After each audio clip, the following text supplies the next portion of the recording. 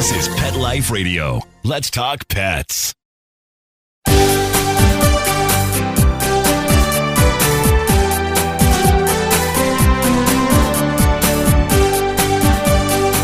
Hello and welcome to Working Like Dogs on Pet Life Radio. Thank you for joining us today. We're your hosts. My name is Marcie Davis, and my co-host is my trusty service dog, Whistle. And we're thrilled to be with you today to talk about our favorite subject, working dogs and working animals. And today we're going to be visiting with Michelle Woerner, and Michelle is the director of K9s for Mobility, and that is a nonprofit organization located in Cheyenne, Wyoming, that's dedicated to training, placing, and supporting assistance dog partnerships. And Michelle is also an Accreditation Surveyor with Assistance Dogs International. So come right back after these quick messages as we welcome Michelle Woerner to the show. Sit, stay. We'll be right back after a short pause. Well, 4 to be exact.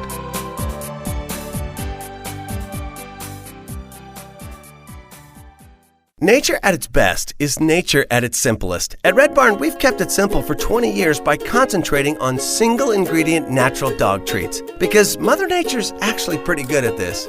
Bones are just tasty bones. Meat treats are just nourishing meat.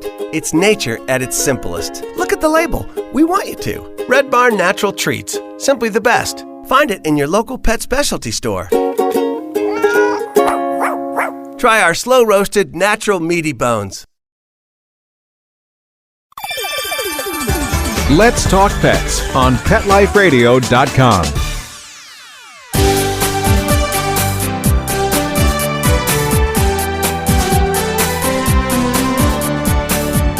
Welcome back to Working Like Dogs on Pet Life Radio.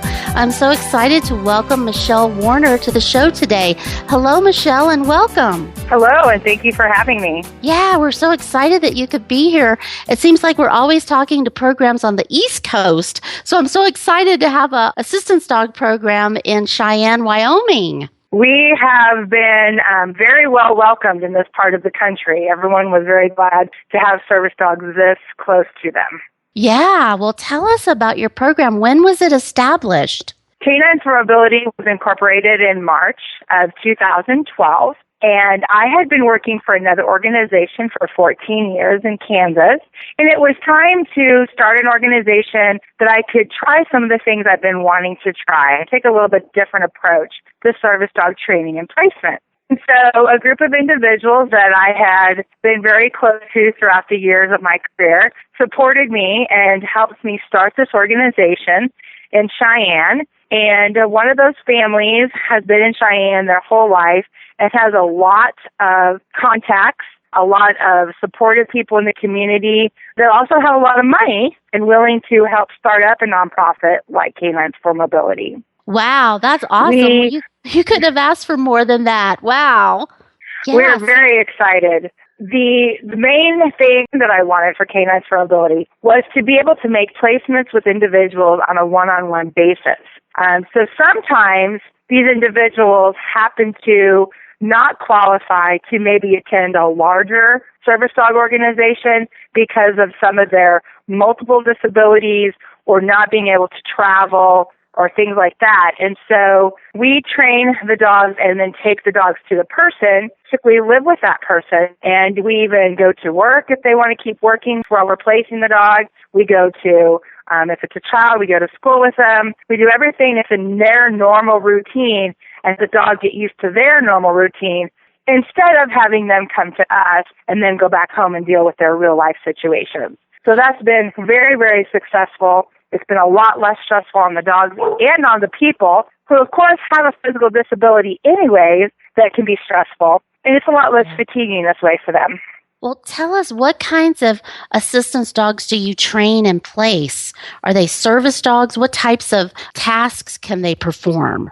Our service dogs work for someone who has a physical disability. And so they are trained to do tasks such as retrieving dropped items, tugging doors and closing doors, pulling manual wheelchairs, manipulating lights and automatic door buttons.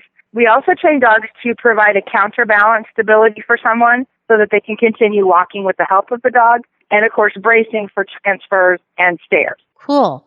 And so how does someone apply to get a dog with your agency? We have our first part of our application is on our website, or they can make a phone call and we'll send an application to them. And then we try to do an interview as soon as their application is complete, which includes a medical history form, personal references, veterinary reference, and of course their doctor's information about their health history. Then we try to meet the person and do an interview. Sometimes that means I go to them. Sometimes they come to us in Wyoming for an interview.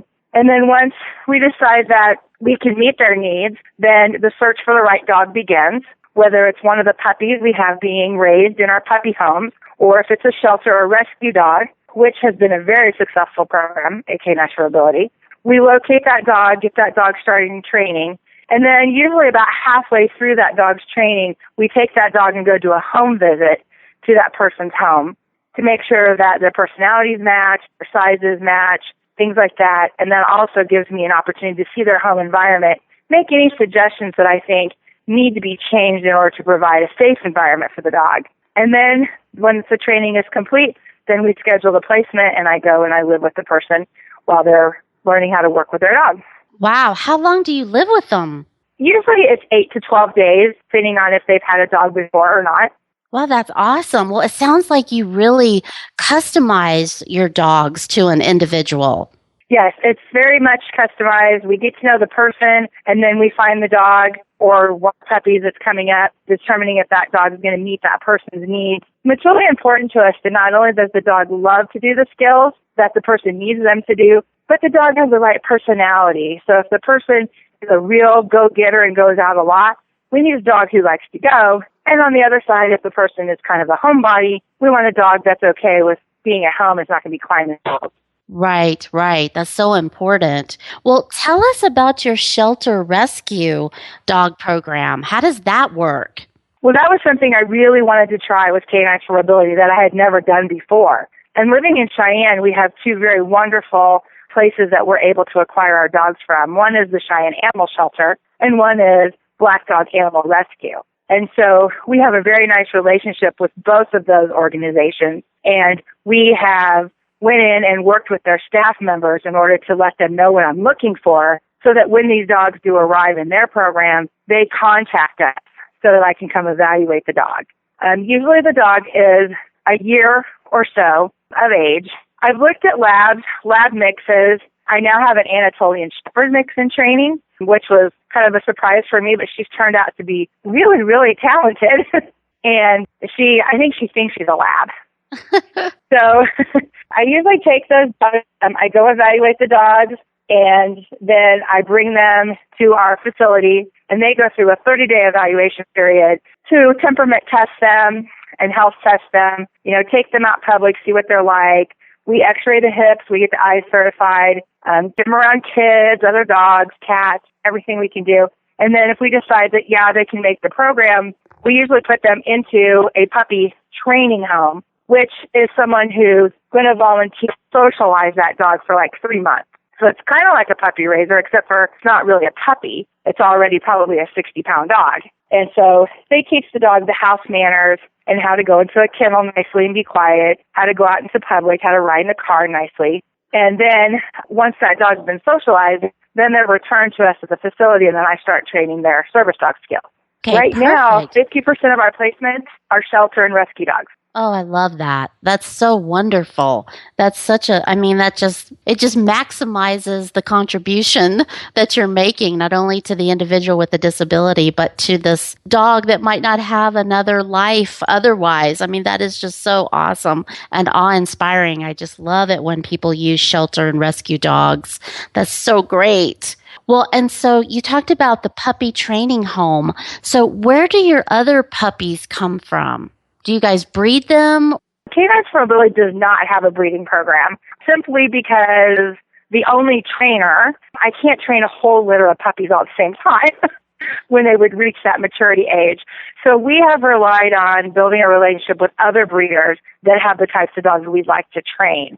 We have breeders in Wyoming, Colorado, and Nebraska that we have worked with repeatedly and already have dogs working, so we know we want to get more puppies from them. And we'll take 1 to 2 puppies at a time to put into a puppy trainer home. Several of these breeders are reducing their costs or donating the puppies to us. We also work with other schools, other assistance dog schools, that sometimes when they have a litter of puppies, they don't utilize all those puppies, and so they will either donate or sell them to at a reduced price to us. So, and sometimes we trade puppies or older dogs. So Yeah. it just kind of all works out on what everybody needs and what everybody's looking for. Yeah, well, it sounds like it. Well, we are going to take just a quick break and hear some important messages from our sponsors, but we're going to come back and continue talking with Michelle because I have lots more questions for you, Michelle, about what you guys are up to in Wyoming. So come right back. We'll be right back, right after these messages. Stay tuned.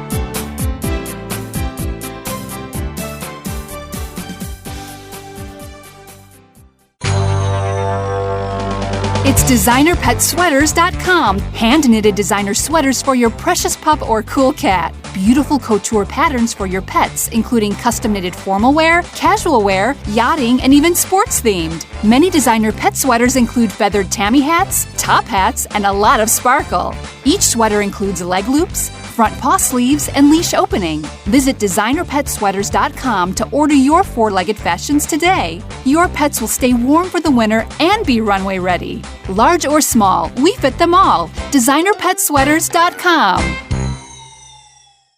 Hi, I'm Dana Humphrey, the founder of Whitegate PR. We have been specializing in PR and marketing in the pet industry for over 10 years. If you have a pet product or service you would like to promote, give us a call. We can help create awareness for your brand on TV, radio, magazines, newspapers, and blogs. Feel free to reach me directly at 619-414-9307 or learn more on our website at whitegatepr.com or follow us on Facebook. Let's talk pets Let's talk pets on Pet Life Radio. Pet Life Radio. PetLifeRadio.com.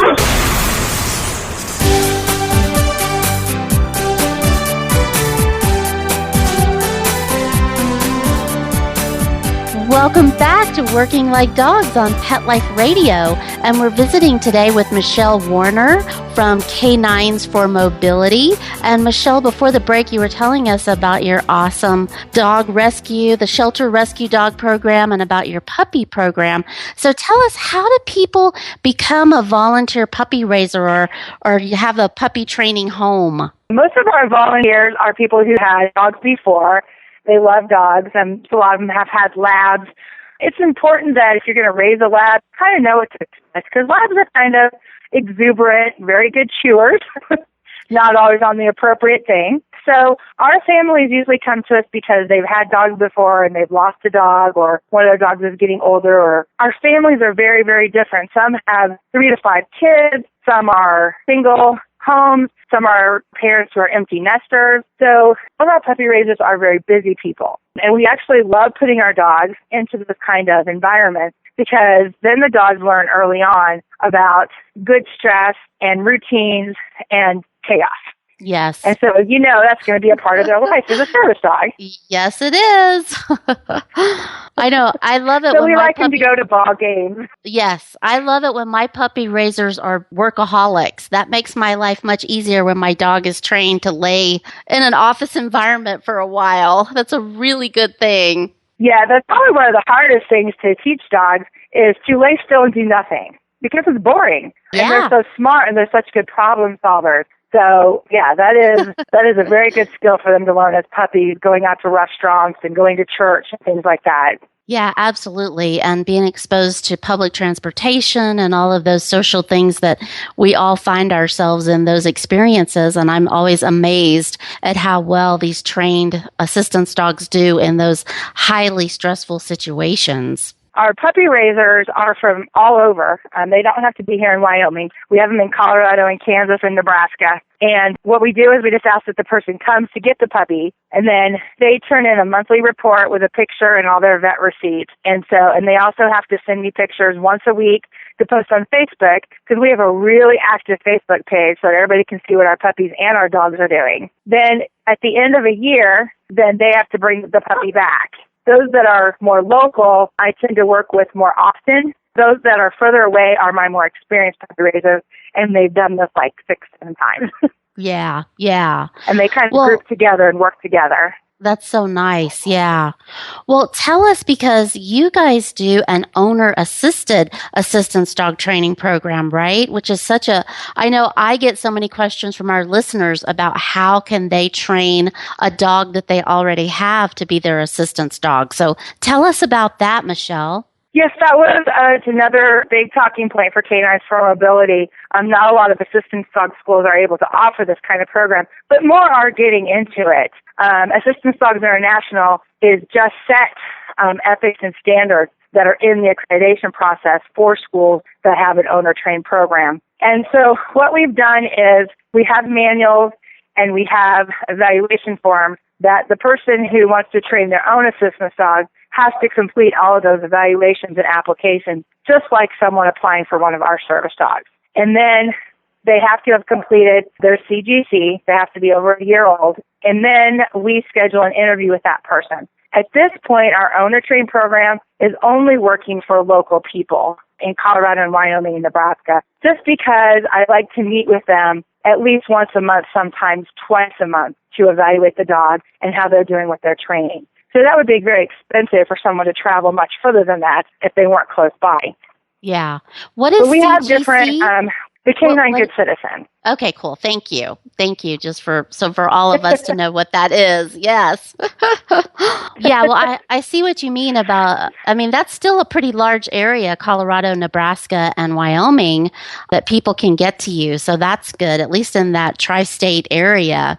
Right. So for our owner-trained programs, we do require them to travel to us while they're doing their training. And since the dog lives with them, they already know about their home. They're already accustomed to their routine and things like that. We spend time with them out in public. So when I meet with them, I want to see how the dog is out in public. I want to make sure that our evaluations have to be complete for a friendly dog, but a focused dog. It's going to represent all assistance dogs well, because they're wearing the K9s for Mobility logo as an owner-trained team. We want them representing us just as well as if we had been training ourselves. Yes, so important. I know that's what I always, when people call me, that's one of my first questions, is asking them if they've done any kind of public access testing and how is their dog in public, because people just don't understand how critical that is and how it jeopardizes our public access rights when people have dogs out that are not appropriately trained and behaving appropriately. Yes, it's very, very important. And so those are the first things that we start when we do our evaluation is, how confident is that dog out in public? And does it represent us all well before we ever even worry about the different skills and things for them to learn? Right. Well, I hear some of your students in the background. Yep. Well, and you, Michelle, are really active not only with your own program with K9s for Mobility, but you also are active with Assistance Dogs International, and you serve as an Accreditation Surveyor, which is a really prestigious position. So tell us a little bit about what you do with Assistance Dogs International. Assistance Dogs International has an accreditation process for their membership. And so there's many of us who are trained to go to these organizations, and it's basically a kind of an audit so that we can make sure that everyone's following the same standards and ethics. Everyone has the same expectations to facilities, dog training, and dog placement. Many schools across the world train dogs to do different things, and they train dogs different techniques. But in the end, all of the end products should look the same as far as behavior and what we expect them to do. Right. That's wonderful. Well, and so when people contact you that want to do an owner-assisted training and they're not in those tri-state area, do you refer them to Assistance Dogs International? Correct. Anytime someone calls me that is inquiring about obtaining a service dog that perhaps is for a disability that I am not able to serve or not able to meet their needs, then I do refer them to Assistance Dogs International website. Assistance Dogs International website has a listing of all the different organizations the types of dogs that they train. So if someone's inquiring about a dog to do skills that I'm not comfortable training or I don't have experience training, then I'll refer them to the website so that they can locate a school that can help them with that. Yeah. I know I do that a lot as well. When people contact me, I'm always referring them to that website. And there are so many programs, and the number of programs are increasing, as you know, across the country. But I also really encourage people to look into programs that are ADI accredited, because I think that accreditation process is so important. And it really tells me a lot as a consumer who's looking into getting an assistance dog. I want to see that a program is accredited by ADI, because they do have such high standards for the service dog and assistance dog industry, which is so important. Yes, I would tell anyone who's thinking about looking for a service dog, you definitely want to make sure that the organization is either accredited or in the process of becoming accredited. That way you know that they're all upholding their dogs to the same standard. Same with their facility and same with their trainers, making sure that their trainers are well educated in not only working with people with disabilities, but in working with dogs. The most important thing is knowing how to teach a dog and a person with a disability together and teach them to work together. Yes, it's so important. Yeah. And there are many people across the world that are getting scammed. Yeah, I know. There's many people who are calling you too late. Yeah, I get calls all the time of people that paid a lot of money and then don't have a dog, or have a dog that's not appropriately behaving in public. So yes, that ADI certification, I think, is critical, and I certainly would not recommend anybody not get a dog from a program that's not ADI accredited, because of all of those standards that we know those agencies are following. Yeah. Well, it's been so awesome to have you on the show, Michelle, and I can't believe our time is ending, but I just want to ask you really quickly before we go today, how can people contact you or get more information if they want to apply for a dog or just support K9s for mobility? Our website is www.K, as in the letter K, the number 9, the letter S, the number 4, and the word mobility.org. Awesome. Well, thank you so much, and we hope you'll come back and visit with us again as you guys are growing and doing more. We'd love to hear more about your incredible work. Thank you so much for having me. I really appreciate it. Thank you, Michelle. And thank you, our listeners, for being with us. We really appreciate you, and we love to hear from you. And so keep those emails coming. And remember that you can find us at workinglikedogs.com. And you can also follow us on Facebook, Twitter, and Instagram. So we hope to see you soon. Take good care. Let's Talk Pets, every week on demand, only on PetLifeRadio.com.